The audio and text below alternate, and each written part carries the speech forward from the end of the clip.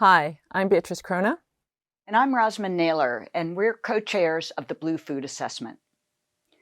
Transforming food systems to be sustainable and fit for the future will require a new mindset and careful consideration of blue foods. By blue foods, we're talking about animals, plants, and algae or seaweeds cultivated and captured in freshwater and marine environments. Food systems include the full value chain, all inputs and outputs in production, processing, transportation, and consumption of all the different foods we eat. We need to think about all of these components as one single system. So this is where the Blue Food Assessment comes in. The Blue Food Assessment is led by the Stockholm Resilience Center at Stockholm University, the Center for Ocean Solutions, and the Center for Food Security and the Environment at Stanford University, and EAT. This international joint initiative brings together more than 100 scientists from across the world. Through their science, the team of experts help to evaluate opportunities, trade-offs, and solutions for building healthy, equitable, and sustainable food systems. Throughout 2021, we'll be publishing peer-reviewed papers with two goals in mind: to understand the roles that blue foods can play in food systems worldwide, and to inform and drive change in policy and practice. Delivering sustainable and healthy foods is one of the world's biggest challenges. To produce our food, we consume 3/4 of the world's fresh water, and we emit roughly 25% of the world's greenhouse gases. At the same time, we see hunger, malnutrition, and obesity existing simultaneously, often in the same town or even in the same home, in rich and poor countries alike. Diabetes, heart disease, and depleted biodiversity. These are all examples of the burdens connected to our food system, many of which are on the rise. So we need to transform our food systems. So what role can blue foods play? The roles of blue food are vast. So let's start by defining what exactly blue foods are in more detail. There's more than 2,500 species or species groups of blue foods that are captured and cultivated in the ocean, rivers, lakes, ponds, raceways, and tanks. They include all kinds of fish and shellfish, aquatic plants, and algae or seaweeds. Because production varies by region, they're widely traded, more so than most other food groups. With this in mind, how should we think about building a blue food future? Blue foods are produced and consumed in communities of all income levels.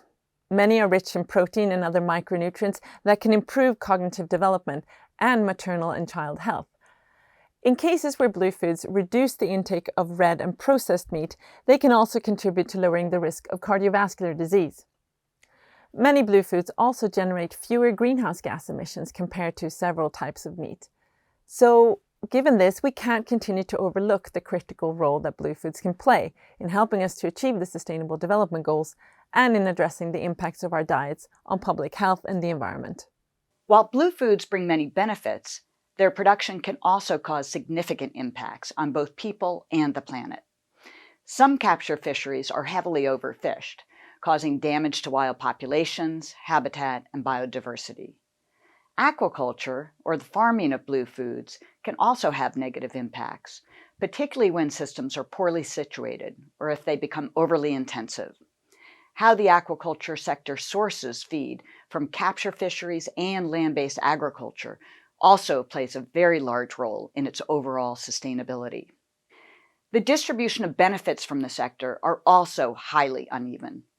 For example, women often face discriminatory practices and barriers to inclusion in key decision-making processes, despite the fact that they make up nearly half of the blue food workforce. So what role can blue foods play in transforming our food systems? Well, for starters, blue foods are a vital source of nutrition for over 3 billion people. Just one serving of many species of small pelagic fish or bivalves or shellfish exceed daily nutritional recommendations. Blue foods also provide a healthier alternative to red meat, particularly processed meat, and can therefore reduce the risk of non-communicable diseases. To help leverage the nutritional benefits, we've built the world's most extensive database on the nutritional value of blue foods, featuring over 3,700 nutrients. Assessing blue foods with this level of detail improves our capacity to address malnutrition in all its forms. Our research also found that an investment in expanding supply could yield significant gains in nutrition, especially for women. This increase could potentially help to reduce deficiencies for tens of millions of people if Bluefoods remain available and affordable to poor communities. So essentially, the Blue Food Assessment aims to identify strategies to improve nutrition and to reduce the environmental impacts at the same time. We produced the first standardized estimates of the main environmental impacts from blue food production, covering 75% of all species produced globally. Importantly, our assessment enables robust comparisons of blue foods against food from land, such as poultry. We highlight a number of blue foods with relatively low environmental impacts, for example, small pelagic fish like herring and unfed aquaculture like mussels. And then, in some common aquaculture species like catfish, tilapia, and carp, we found environmental footprints comparable to chicken, although these footprints are still much less than red meat.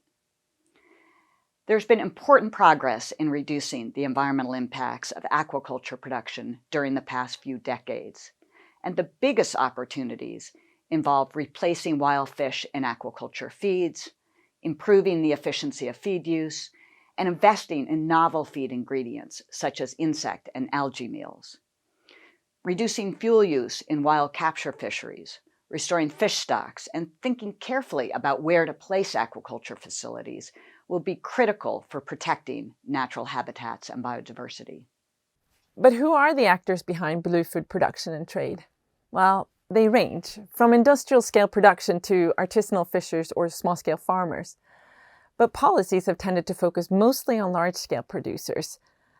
But both small and large scale sectors will play a role in sustainable solutions for the future. Large-scale production will remain important because it plays such a key role in making food affordable and accessible. But we also mustn't forget that small-scale fisheries and aquaculture produce 2/3 of the blue foods we eat. They represent around 90% of jobs in the blue food sector and support some 800 million livelihoods. These small-scale actors often provide vital welfare benefits, such as livelihoods, food security, and cultural traditions. These benefits are sometimes undermined by industrial fisheries or aquaculture operations to generate wealth in the form of export revenues and increased GDP. Looking at 195 countries, we found persistent inequities that arise from tensions between, on the one hand, sustaining welfare versus generating wealth. We also found that when governments enact policies that recognize these inequities and address the drivers that cause them, they can make the sector fairer. Examples include human rights to food, more gender-inclusive policies, and strategies for ensuring fairer access to livelihoods and foods. In addition to these inequities, climate change is already compromising the health and productivity of fish stocks and aquatic ecosystems, particularly through warming, extreme storm events, and changes in levels of oxygen and acidity. For the first time, we've assessed climate hazards of all blue foods together, with countries' dependence on them. The countries facing the highest hazards are also typically those where people rely on them the most and have the least capacity to adapt, creating a triple jeopardy. We need to begin by focusing on climate impacts in these most vulnerable regions. If blue food systems are built for resilience, they can be a valuable part of climate adaptation for global food systems as a whole. We need to bring blue foods directly into discussions on food security and food policy. Up to this point, blue foods have often been treated as a separate activity outside of global food systems. We need to ensure that effective coordination across ministries occurs, for example, agriculture, fisheries, and finance, in order to deliver set goals for our food systems. Only when we really think about green and blue foods as a single system will we be able to maximize the opportunities and minimize the trade-offs. When it comes to blue foods, many effective policies should probably start with don't. Don't overfish, don't fish illegally, and don't subsidize fleets and create overcapacity. In short, we need to stop doing all the things that are taking us in the wrong direction. Getting on track to a sustainable blue food future will mean imposing stronger regulations and effective penalties, reforming subsidies and controlling overfishing and illegal fishing.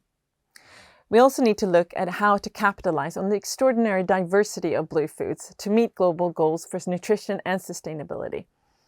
This diversity holds the key to finding innovative solutions and to adapt and withstand shocks from things like COVID-19 and climate change. So rather than seeing diversity as something that just hampers efficiency, governments and businesses need to see it as an insurance for a resilient future. Fishers and farmers producing blue foods are also diverse and play an essential role in our food systems. Future policies need to recognize the strength of this diversity as well. The Blue Food Assessment clearly shows that small-scale actors can play a pivotal role in the resilience of food systems and can serve as an engine for economic growth. They should not always be considered as poor and marginal as they often are.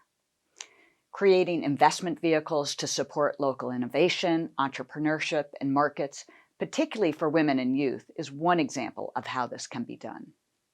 Transforming our food system requires us to invest in capacity building across the value chain. We need to empower women, Indigenous groups, and marginalized communities in our quest to produce and deliver more sustainable and healthy blue food. It also means creating incentives and possibilities for more powerful corporate actors like retailers, feed companies, and large processors to also take responsibility and facilitate sustainable and fair blue food production, trade, and consumption. Fundamentally, we must prioritize access to blue foods for people who need them the most. There are win-wins that can be achieved if we embrace the diversity of blue foods to leverage their multiple benefits, like reducing micronutrient deficiencies and the risks of cardiovascular disease, while also reducing the environmental footprint of our diet. But there are also trade-offs to be aware of. For example, directing some blue food production towards domestic consumption can improve nutrition, but will have impacts on export revenue. The Blue Food Assessment provides a global platform to explore these dimensions in a holistic fashion.